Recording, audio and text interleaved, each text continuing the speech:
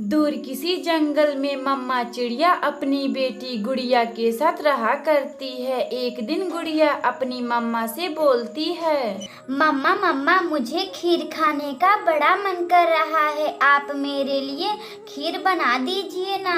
क्या मेरी बेटी गुड़िया को खीर खाने का बड़ा मन कर रहा है, मगर घर में तो दूध ही नहीं है। मम्मा आप मुझे कुछ पैसे दे दे, मैं अभी जाकर दुकान पर से दूध लाती हूँ और आप खीर बना दीजिएगा। फिर मम्मा चिड़िया गुड़िया बेटी को कुछ पैसे दे देती है, जिसे लेकर गुड़िया रामू काका के दुकान से दूध खरीद कर ले आती है। मम्मा ये लीजिए दूध का पैकेट, आप फटाफट मेरे लिए खीर बना दीजिए। मम्मा चिड़िया अपनी बेटी गुड़िया के लिए खूब मीठा डालकर खीर बनाती है, जिसका स्वाद बहुत ही स्वादिष्ट था। मम्मा खीर तो बहुत ही गरम है, इस खीर को हम सुबह खाएंगे। गरम खीर खाने में वह मजा नहीं है जो ठंडी खीर खाने में है। गुड़िया बेटी आपका जब मन करेगा तब आप खीर निकाल कर खा लीजिएगा। मम्मा क्यों नहीं हम इस खीर को फ्रिज में रख देते हैं, जिसे कल सुबह खाने में बहुत मजा आएगा। गुड़िया बेटी हमारे घर तो फ्रिज भी नहीं है। मम्मा क्यों नहीं हम इस खीर को गोरी आंटी के फ्रिज में रख देते हैं। गुड़िया बेटी हाँ आप जाइए गोरी आंटी के फ्रिज में रख दीजिए। गुड़िया फिर अपनी खीर को लेकर गोरी आंटी के घर जाती है। गोरी आंटी मम्मा ने खीर बनाई है, हम इसे सुबह में खाएंगे।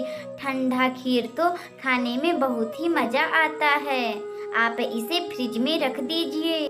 गुड़िया क्या तुम्हारी मम्मा खीर बनाई है, यह तो बहुत ही स्वादिष्ट होगा। गोरी कवि को खीर देखकर मुंह में पानी आ जाता है और वह अपने फ्रिज में खीर रख देती है। शाम गुजर जाती है। रात को गोरी कवि को रानू चिड़िया का खीर का स्वाद उसके नाक में आ जाता है। गोरी कवि को खीर खाने का बड़ा मन करता है। मैंने तो बचपन में ही खीर खाई थी, क्यों ना मैं थोड़ी सी खीर चखकर देखती हूँ। गोरी कवि फिर खीर चखकर देखती है, जो बहुत ही स्वादिष्ट थे, और गोरी कवि सभी खीरों को खा लेती है। अरे वाह, यह रानू चिड़िया कितना मजेदार खीर बनाती है, इसके हाथों में तो जादू है जादू।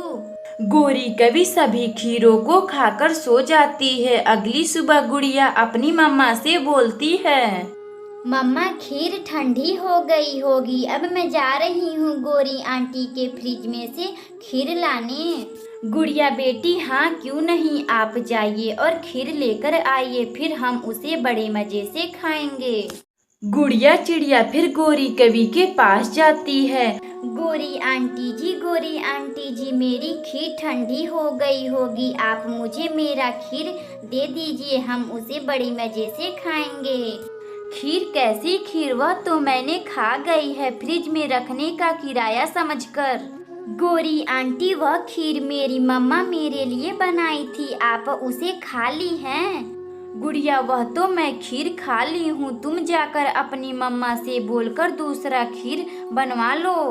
गुड़िया फिर वापस अपने घर आती है और पूरी बात अपनी मम्मा को बताती है। गुड़िया बेटी आप चिंता ना करें, मैं अभी खीर बना देती हूँ।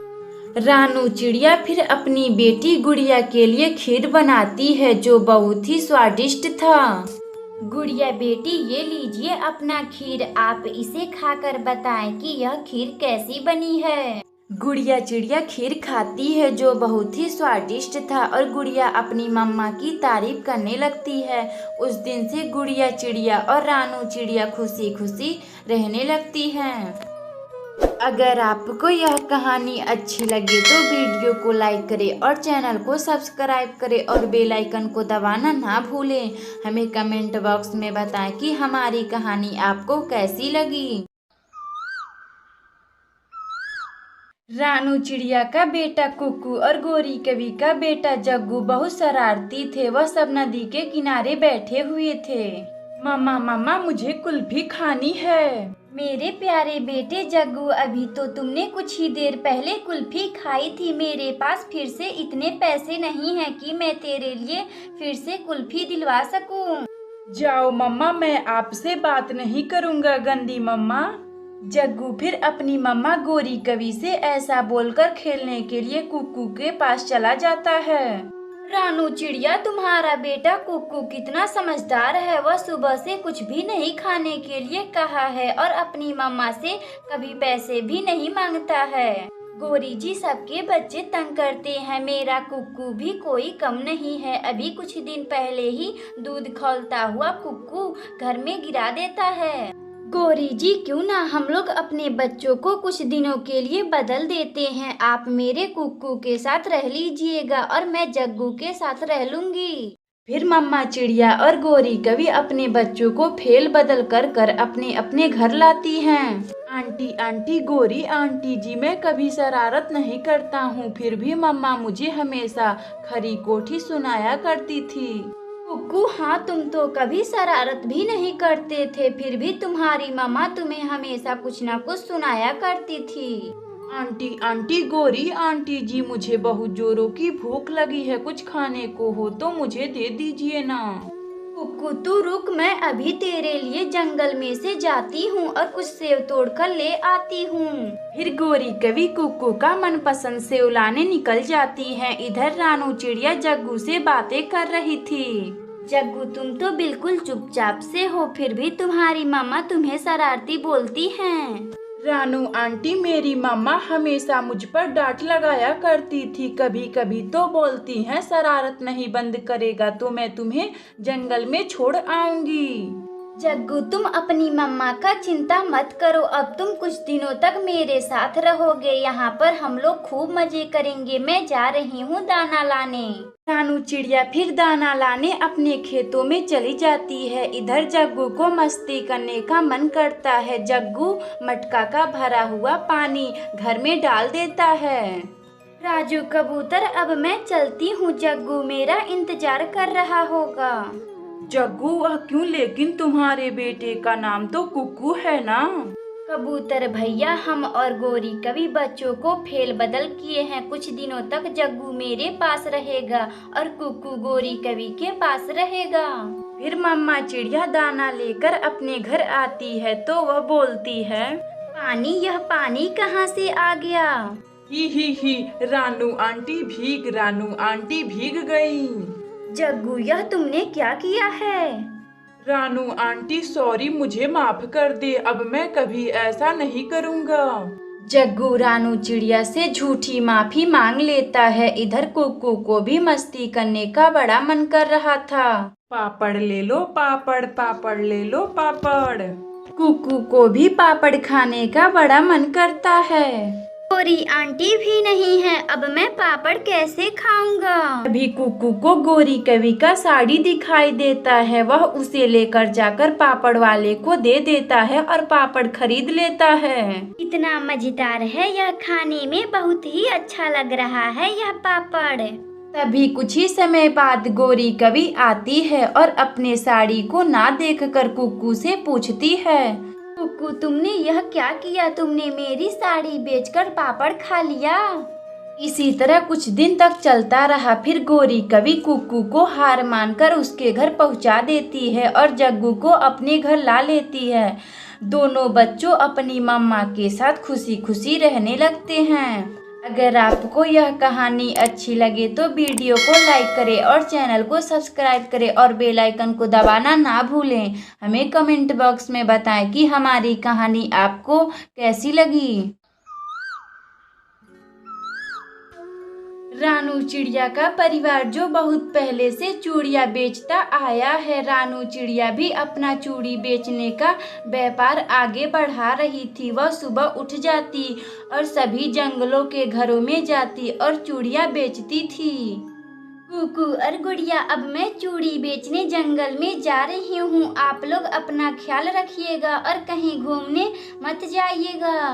मम्मा, आप चिंता ना करें, मैं और कुक्कू कहीं नहीं जाएंगे। रानू चिड़िया फिर ताला लगाकर अपनी चूड़ी वाले दुकान पर पहुंच जाती है। लेकिन उसी जंगल में एक गोरी कवि थी जो चोरी करने में माहिर थी। वह पलक झपकते ही बड़े से बड़े दुकान में चोरी कर लिया करती थी।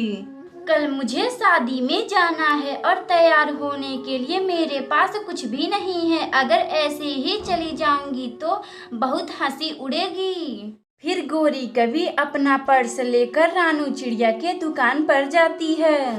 अरे रानू, क्या कर रही हो? गोरी कवि, आपको दिखाई नहीं दे रहा है, मैं चूड़ियाँ बेच रही हूँ। अरे रानू चिड़िया, मैं तो ऐसे ही पूछ रही हूँ। अब तुम मुझे अपने दुकान की सबसे महंगी चूड़ी खूबसूरत वाला दिखा दो। जैसे ही रानू चिड़िया चूड़ी लेने अपने दुकान में जाती है, वैसे ही गोरी कवि चूड़ियाँ एक सेट लेकर अपने पर्स में धर लेती है। ये रहा गोरी जी, मेरी दुकान की सबसे सुंदर और सबसे महंगी चूड़ी। यह 1000 रुपये का लग जाएगा। रानू चिड़िया, ऐसी क्या खास बात है इन चूड़ियों में जो 1000 रुपये की लग जाएगी? गोरी जी, एक बार यह चूड़ी पहनेंगी तो पता चल ही जाएगा इन चूड़ियों में क्या खासियत है। पूरे जंगल में यह डिजाइन चूड़ी किसी भी पक्षी के पास नहीं है। गोरी कवि फिर चूड़ियों को अपनी पंख में पहन लेती है जो उसमें फिट नहीं आ रहा था। फिर रानू चिड़िया दूसरी चूड़ी लेने दुकान के अंदर जाती है। वैसे ही गोरी कवि सबसे महंगी वाली चूड़ी को लेकर अपने पर्स में रख लेती है। गोरी कवि जी, यह रहा आपकी दूसरी चूड़ी का नाप।